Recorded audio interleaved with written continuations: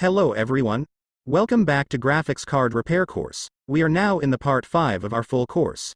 If you are new to my channel, please do subscribe. And if you like my video, you're free to comment below. We will talk about the GPU power connectors and cables. Nowadays, GPUs are very power hungry. In most latest card produced, more power consumption needs. Older GPUs doesn't have external power plugs or connectors in their motherboard. Because lower cards doesn't need more than 75 watts. The PCIe 16X slot can provide up to 75 watts, and if the GPU needs more than 75 watts, then GPU will need an external power. And if you ask why some GPUs has many power connectors, it is because of current limits in the wires themselves according to the ATX standard. Here are the examples of power connectors that you will find in most of graphics card.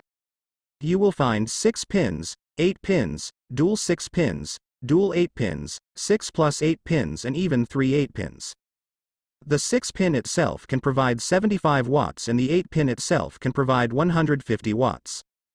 You can calculate the rest. The more power plugs you see on a GPU, means the more power it needs. There is also a modern graphics card which doesn't need an external power. This is the RTX 3050, it only consumes 70 watts. These are types of connectors in modern graphics card. This were the 12 pins. But this kind of connectors are known to be easily burned or melt, if installed incorrectly. So you must be very careful when plugging the connectors of this type. As long as your connector is fully inserted, as in you can see no gap from the top of the plug in the socket on the GPU, you are likely fine. But there are cases where the connector is fully inserted and it's still melted. These are types of 12-pin connectors.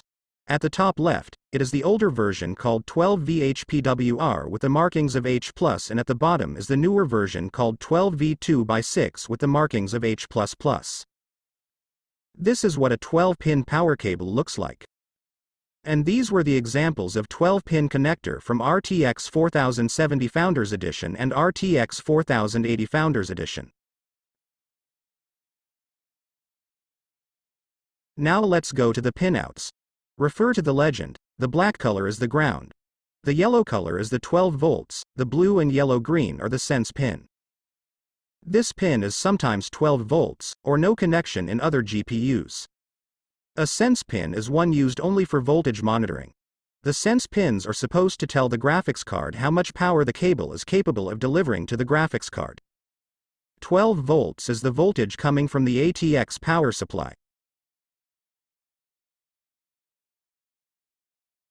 This is the pinout for 12-pin power connector.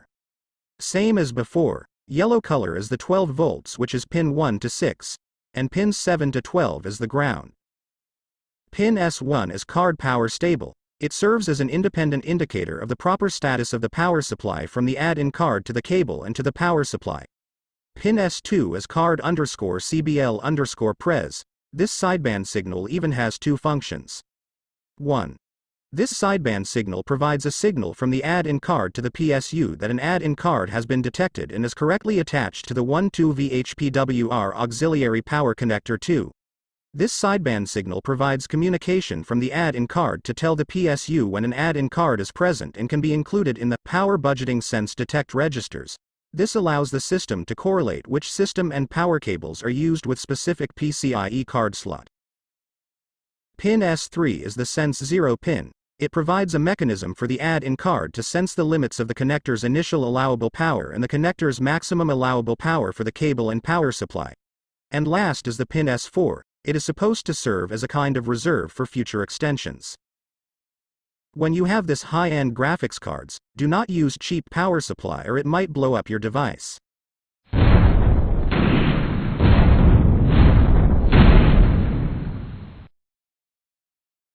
Did I scare you? Sorry, it's just a joke.